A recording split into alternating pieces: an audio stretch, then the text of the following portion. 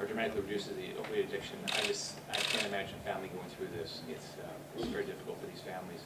But I want to thank all the law enforcement officers that, on top of trying to keep us safe when horrible things are happening out there, they're all also dealing with the drug addiction out there. And often they're the front lines of the individuals that are dealing with all sorts of addictions. So I want to thank them for doing that. Now it's my distinct opportunity to introduce somebody I've enjoyed working with for 8 years. I know somebody that will always focus on doing the right job, is committed to doing the right thing for our state. Well, first off, this is important legislation. I have a family member that's struggled with both alcoholism and drug addiction, and it's tough on that individual, and it's tough on their families. I don't think anybody wakes up with the goal of becoming an addict, but it impacts everybody, and also impacts law enforcement. Law enforcement is oftentimes, that's when they come in contact with anybody in government. So I want to thank the Speaker, Richard Corcoran. I want to thank Senate President Joe Negron. I want to thank the entire legislature for passing a bill that I think is going to have a positive impact. Nobody wants any family member or friend to have to deal with this. All of us know somebody that's probably dealt with this.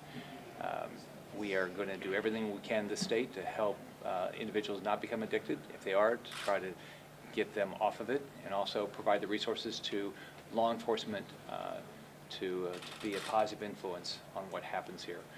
Not only did we have this legislation, but we had legislation last year. And so hopefully this will make a big difference in reducing the number of individuals. First off, I think if you have a family member that's dealing with drug addiction, there's never going to be enough money. I mean, it's just you, and I can just tell you from my dealing with it is that it's hard to understand it. I've never met anybody that got up and said, look, I'm anxious to become an addict. And it's horrible. So one thing you always try to do is try to invest the dollars in the state in the ways that you believe it's going to have an impact. I think that that's what the legislature did in this budget. So I'm optimistic. But what you have to do is, in all these things is especially when you're dealing with alcoholism, mental illness, all these things, you say, I'm going to try this and see what happens. If there was a silver bullet, we'd already done it. With regard to the database, we put a lot of effort into trying to do everything we can to make sure it's secure.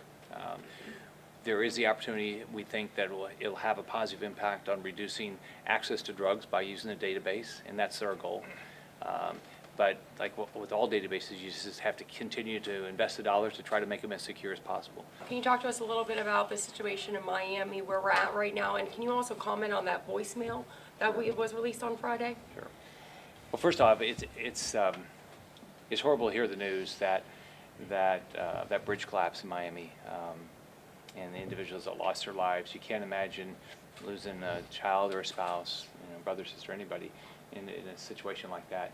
I had the opportunity to go talk to some of the individuals that are in the hospital, and they were in just complete shock.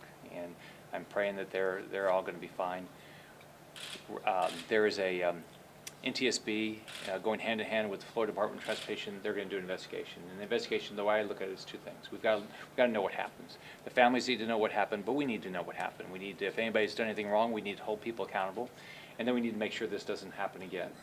My expectation for the Department of Transportation is they're transparent, which they have the voicemail they put out, I think it was on Saturday, and in that one, the individual said that there were no safety issues.